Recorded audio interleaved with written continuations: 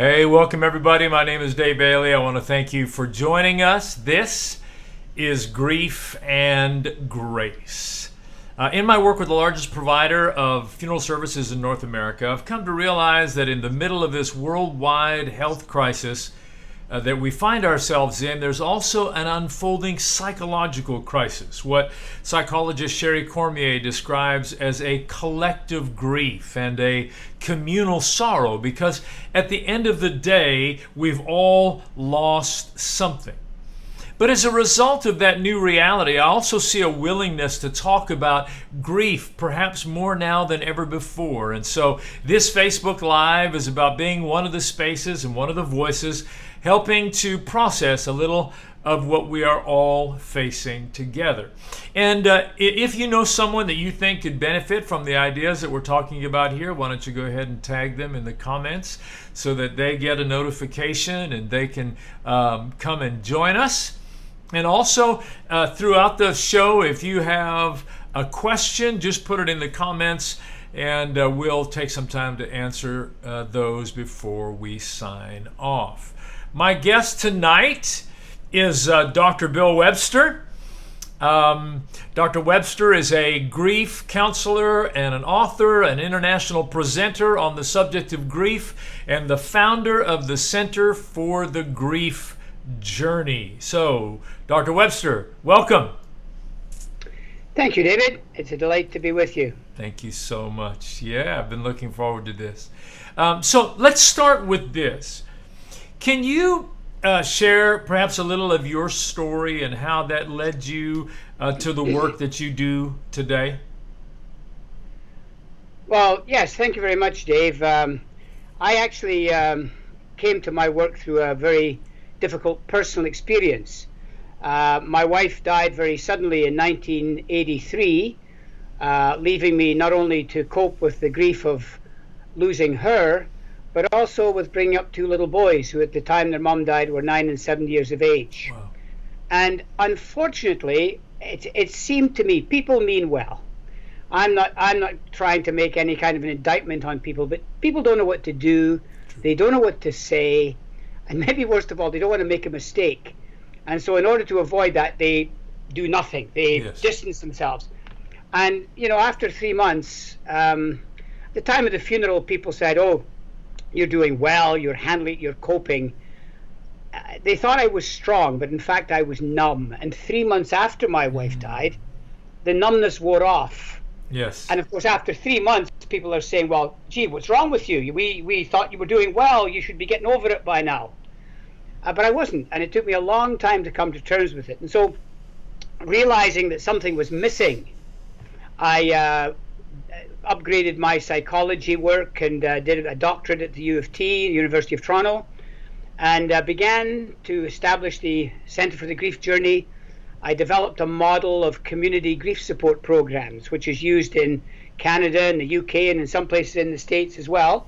And, it's been a great privilege. I've been a grief counselor for 35 years. Wow. I've had a TV series, I've written books, I've done all kinds of things. And there are some people who had this idea that I was some kind of an expert.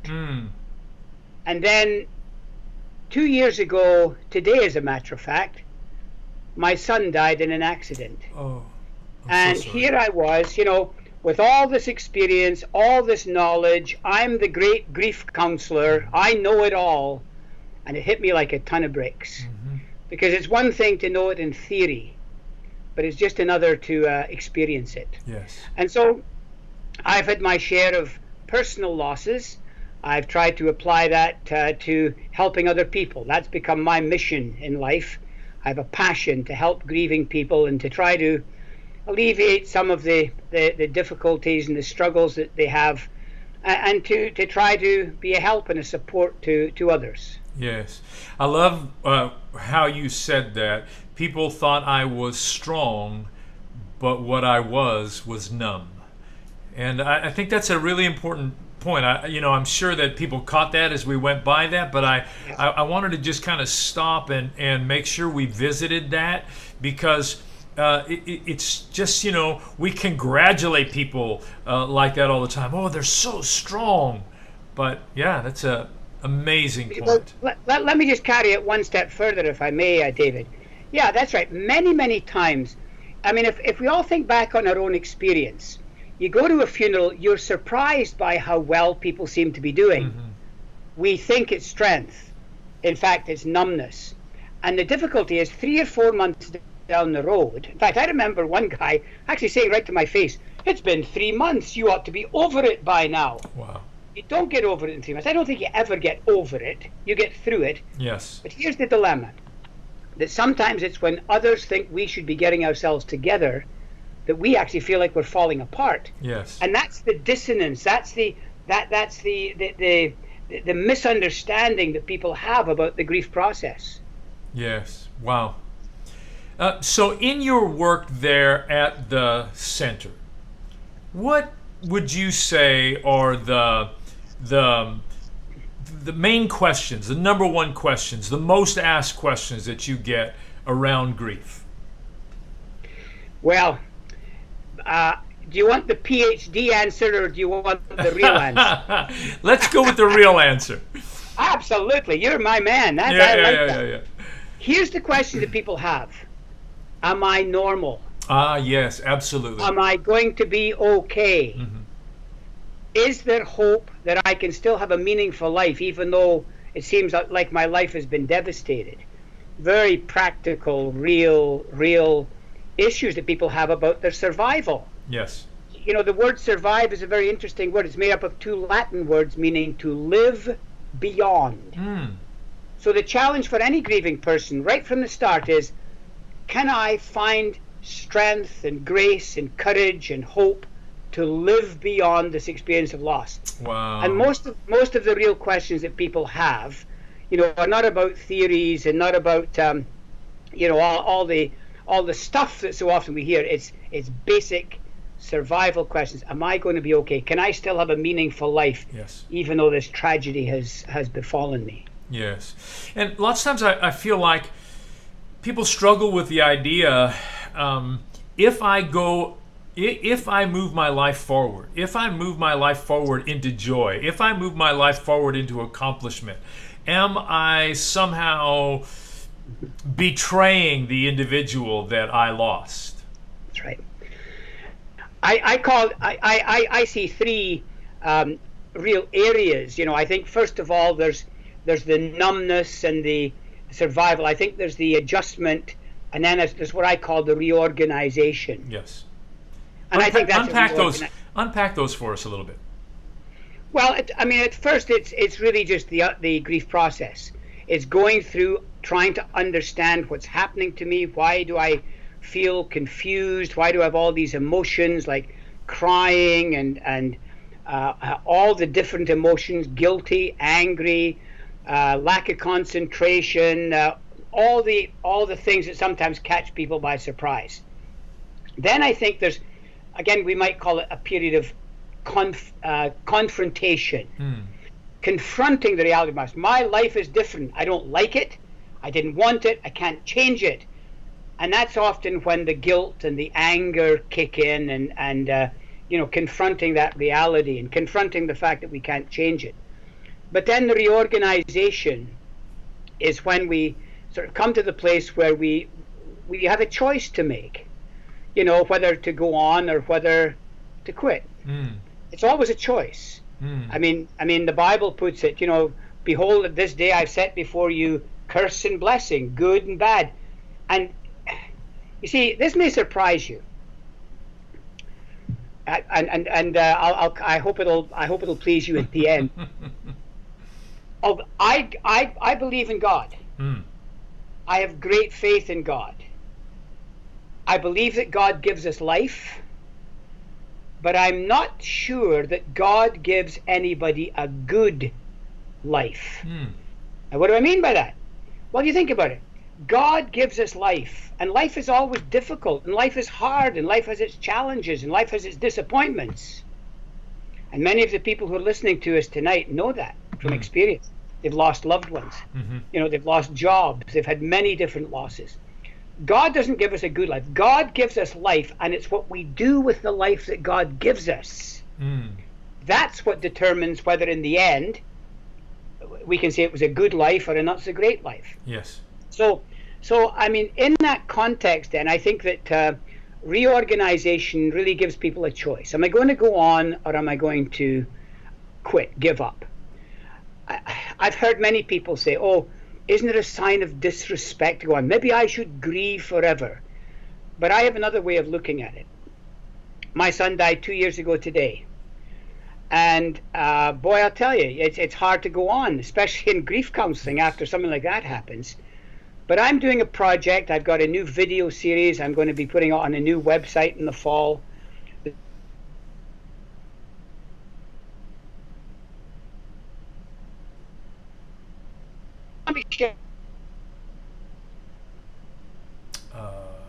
Not sure exactly what just happened. I think we may have lost our Skype feed. Let me just see if I can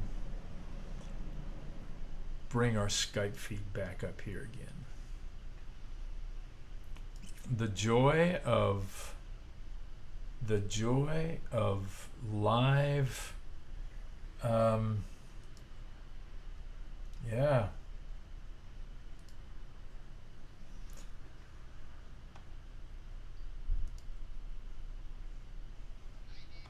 Hey, Doc. Somehow we lost the feed. You were halfway through a thought and we lost the feed. Yeah, that's okay. I'm getting older, but fortunately I remember what I was saying. There you go. There you go. So we were talking about how some people feel it's disrespectful to go on. I have a different way of looking at it. Thomas Gray, the English poet, wrote a poem that talks about, what will happen when he dies. He says, "If I should die and leave you here a while, be not like others soon undone, who keep long vigil by the silent dust and weep. For my sake, turn again to life and smile, nerving thy heart and hand to do something to comfort weaker hearts than thine." So I don't think it's disrespectful to go on. I think it's disrespectful not to go on. My son would not want me to quit. My son would want me to look after my little granddaughter on his behalf. Yes. My wife would not want it of me to quit. I think she would be quite thrilled with how many people we've been able to reach through her story and help and assist over the years. So it's not disrespectful to go on. It's disrespectful not to go on, because I think that, and that's the perspective that I've chosen to take on that. Yes. So let me ask you this. There are so many different theories about grief. Yeah. Which one do you subscribe to? All of them. And none of them. And none of them. That's exactly right. Oh, you're a smart guy. There you go. Listen, you see, a theory is just a theory. A theory is a word picture to help us understand. And so there's none of the theories that are wrong. All of them are right, and yet none of them contain all the truth. All of them are just a roadmap. And I think that, while Kubler-Ross was a great pioneer in 1969 with her 5 phases, we now know that, people don't go through 5 neat, orderly phases. In fact, Kubler-Ross herself, 25 years later, said, "The stages of grief were never meant to help tuck messy emotions into neat packages." And so there's no one neat, orderly way to describe the grief process. And I've struggled for years to try to come up with some kind of a theory. And I think I have. It's not a stages theory. It's not a linear theory. It's this, that we really can't understand the bereaved person until we understand that their world has changed forever. So when someone you care about dies, your world changes. Yes. Or and it's never going to unchange. Well, it is. It's going to change, but that doesn't mean to say it has to be negative and black and bad. It's changed, all right? So, but we need to recognize that the way, you see, we don't see the world as it is, we see the world as we are. Right? So it's not the world that changed it. COVID-19 hasn't changed the world. COVID-19 has changed the way we look at the world. True. And so it's helping people to sort of say, well, you're now looking at a new world. Your world has changed, but what's bad about that and what can be good and what can be positive about that. So I think it's important because I think all too often when people look at grief, they look at the emotions, they look at the substance. Oh, look, they're emotional, they're crying, they're weeping, they're anxious, they're guilty, they're angry, 100 different things. I think we have to look at the significance, not the substance. And the significance is in the question, how has my life been affected? How has my world been changed by this loss and what has happened? Wow. You call grief a taboo. I do. Yeah. So tell me a little bit more about that. Well, yeah. I mean, I think grief is the modern taboo. It used to be death. Nobody talked about death. It was the big unmentionable, right? But I think we're talking more about death. But now I think grief is the taboo. So how do we define a taboo? Well, I define a taboo. A taboo is an open secret which everyone knows, but nobody talks about. And I think one of the difficulties today is that we really haven't developed a vocabulary for grief. We don't know how to talk about it. People talk about it in fix-it statements like, oh, now, come on now, you got to be strong. You got to pull yourself together. Life must go on, and all these kinds of things. And there's 100 of them. 100 of them. We haven't really, the two key words in my work are, we haven't validated grief and we haven't legitimized grief because people don't know how to talk about it. We don't know how to talk to a grieving person. Oh, the joy of the storm that we have going on outside, and we seem to have lost our Skype again. Let's see. Skype is... How you doing, Skype? You are... Wow. Let's try this one more time. I have never had this issue before.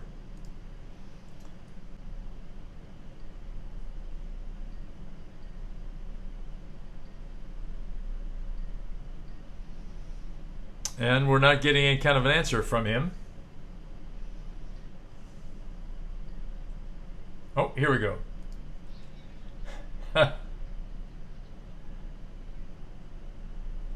Well, we're all watching you. Go up a little closer to the modem. This is live TV at its best. Yeah. It's like this didn't happen in rehearsal, did it? No, not at all. Of course. Why would it? All of the components worked perfectly. The lighting was perfect, and then everything got dark. Skype finished. Yeah. So, but we're okay. So we were talking about the taboo. Yes. Now, when people don't talk about it, it becomes a stigma. Yes. So now we've gone from taboo to stigma. And I think that sometimes people fear that grief is a bit of a stigma. So people don't talk to me about it. And when people ask me how I'm doing, I tell them I'm fine. Yes. Which is not the case. Nope. Let's see, how's that? No, Is that better? It's perfect. We got you perfect. Yep. Good. So people say I'm fine, which is not the case. Well, I mean, I think that's obviously. Yeah. After someone dies, we're not fine. Yeah, exactly. But we feel that we have to present this this air of coping and so on, because that's what the taboo has done. Yes, it's true. That's what the stigma does. I talk about how we have raised a generation that's grief illiterate, that we haven't given people either vocabulary or permission. And so when you get to a grief event, people aren't sure how to process it. And on top of that, they've heard exactly what you said before. They've heard, I need to be strong. I need to be strong for my kids, or I need to be strong for whatever. And it's just so hard when they don't have the permission to process everything that they need. That's to exactly process. right. So, all right. I love to give people in the show, I love to give people some really practical ideas that they can put into their own circumstances. And I've seen where you talk about the 7 habits of highly effective grievers, and I just loved what you had to say about that. So I wondered if you could walk us through what those 7 habits are. Well, actually, the 7 habits was a concept that I borrowed from Stephen Covey, who wrote the book, The 7 Habits of Highly Effective People. And I wrote an article years ago on the 7 habits of highly effective grieving. And I'll go through a few of them with you, and then maybe you can remind me of the rest, because it's quite a while since I wrote it. But I think the first habit, is taking our time. Yes. Because grief takes time. Now, that's another question I get asked all the time. How long does grief last? And my favorite answer is that grief always lasts longer than people who haven't been through it seem to think. Wow. Because it always takes longer. But the problem is, it's not a time frame. It's not a linear process. It's not a process that begins when someone dies, or even when someone gets sick, and ends, 3 months down the road, 6 months down the road, a year down the road, because grief comes and goes. Yes. So we have to encourage people to take their time.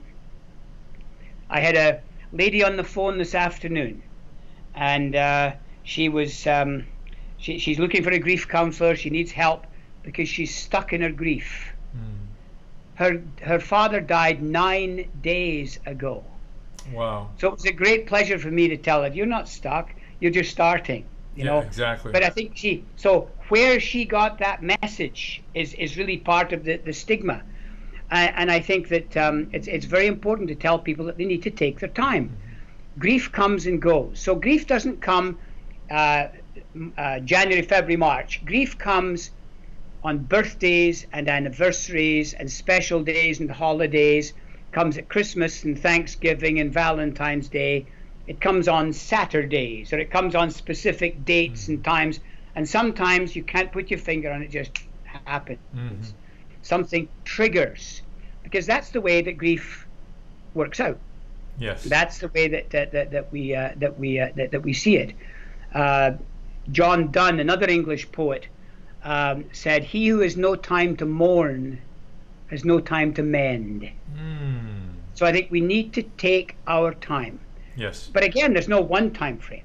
So I'm talking to how many people, and every single one of the people who are listening to my voice, you have your own time frame. Yes. Don't compare yourself to somebody else and their time frame. Don't say, oh, somebody's doing better because they're getting through it quicker than I am, or even worse, somebody must have cared more about their loved one because they're taking longer to go through grief. We need to do what we need to do. Yes. I think the second... It's interesting, I think, that when you say, where did we get that idea from, I think part of it comes from from how we have organizationally in corporate, America, how we've dealt with that people get, 3 days off. You have, your loved one dies and you get 3 days of bereavement leave or whatever, as though you're supposed to process all this within 3 days. And so we get the sense that somehow there's an expectation that we can, get back to work and get back with the program. And I think, that often that creates a hierarchy. So a week for a spouse and a child, 3 days for a parent. I wrote an article one time called 2 days for a grandmother. A lady had come in and she was just quite upset and irate almost that all she got off for her grandmother, who she'd been very close to, was 2 days. And by the way, how much time do you get off for a friend? None. You're lucky to get time off to go to the funeral. Exactly. But how do we define friendship in today's culture? So it's not the legal definition of the relationship, it's the relationship. What this person brought to my life and what I brought to their life. That's what really counts and matters. Yes. So I think the next habit, if I remember it rightly, was giving people permission to grieve. Yes. And I think that was what we were talking about. And I think that so often people don't get permission to grieve. Yes. A lot of the be strong, pull yourself together, you got to get on with it, actually denies people permission. It tells them, we will be happy when you're back to your old self, Yes. which they're not going back to because it's a new world. Now, again, David, people mean well. They just don't know what to say. True. Because of the taboo. True. They don't know where to begin. Uh-huh. And so they come up with these things, and it's too bad. But I think people have to give themselves permission to grieve. Yes. And I it's tell like the families that I work with, lots of times I have a little phrase that I'll use with families, and I will say, never say sorry when you should say thank you. You know, we start to grieve, we start to tear up, or we get a lump in our throat, or we're just extraordinarily sad. You know, a piece of music comes on, whatever it might be, and we'll be like, I'm sorry, I'm sorry. When I say I'm sorry, what I'm saying is I'm doing something wrong. I'm doing something inappropriate, and I need to apologize for it. And so I say to people, I encourage people, say thank you. First of all, give yourself permission, and then just say thank you. Thank you for understanding. Thank you for giving me a moment. Thank you for being a safe person. Thank you for creating some space. And thank you for not thinking that you had to come up with some kind of a solution for me. When I tell you I'm sad, I don't need a solution. What I need for you to do is just, you know, acknowledge that. Acknowledge that it's okay for me to be that way. You know, there's a little story of an elderly gentleman who lost his wife, and he was out sitting on the porch, and a mom watched her little boy go across and you know, sit with him and sit on his lap, and they talked for a while, and then, you know, after a while she's monitoring this, you know, after a while he comes back, and she said, hey, Billy, what did you do with you know, so and so next door? He said, oh, nothing. I just sat on his lap and cried with him. And, you know, that's the issue of just giving each other permission to cry and it being okay. Just never say sorry when you should say thank you. Right. But you see, talk about out of the mouths of babes, right? Yes. But you see, here's the thing. A child does it naturally. Ah. So where did we learn that we had to apologize? Yes. And I think you sort of go back and sort of see, you know, well, where was it? I mean, being Scottish, I grew up in a Scottish tradition, and very proud of that, and I'm very fond of my dad. We had a wonderful, I was very blessed. I had a real good family life. But I still remember my dad, the day after my grandmother died, coming in and saying, Gran, Webster has died. And I started to cry. And my dad said, now don't cry. Gran wouldn't want you to cry. Wow. Because that was the tradition, that was the heritage, that was what we learned. That's what Scottish males do, you know, the stiff upper lip and so on. After my dad died, I got to know my auntie, his sister, very well. It was my favorite auntie. And she would tell me stories about my dad, and it was lovely. It taught me a lot about myself. And one of the things I learned is he cried more than anybody over his mother. Oh, that's funny. But he never showed it. He never showed it. He grieved, but he didn't mourn. Yes, and I think many people will know the distinction, you know. He felt it, but he didn't show it. And that can have a very serious effect on people. So true. Yeah. I think we have, I mean, we won't go through all the 7 things. I think there's so many suggestions that we can make in terms of habits. I think there's things like learning as much as we can. Yes. Because I've become convinced that understanding grief is essential before people are going to express grief. Because if they feel that you're weak, if you feel it's a sign of weakness, you're not going to do it. If you feel like you're going crazy or losing your mind or not handling it, we want to put forward a good thing. So people need to understand. So we need to learn as much as we can about grief through websites like mine or many, many others. And I think we also have to try not to rush into hasty decisions. Yes. You know, there's a lot of good illustrations about how people, you know, tend to sort of rush in and they sell a business, they sell the house, they move away, they do this, they do that. And then later on they think, you know, maybe I should have waited. So it's good not to make too many hasty decisions. I think another habit is taking care of ourselves. Yes. Now, that may seem like so simple, it's hardly even worth mentioning. But you know what? It's actually the most difficult thing grieving people have to do. Because we're all very good at looking after everybody else, but we're not so good at looking after ourselves. True. Oh, I used to cook for my family, but well, I don't bother because it's just me. Well, that's just the reason why we should. Yes. And to take care of ourselves. And I think it's important to always sort of hold on to hope that even though we may not see how we're ever going to get through this, that we will get through this. Yes. And to, you've got to hold on to hope. You've got to hold on to the fact that there are reasons to go on, even though you can't see them today. True. So these were just some of the habits I was trying to talk about in that article. I'm glad you reminded me of it. It's quite a while since I wrote it.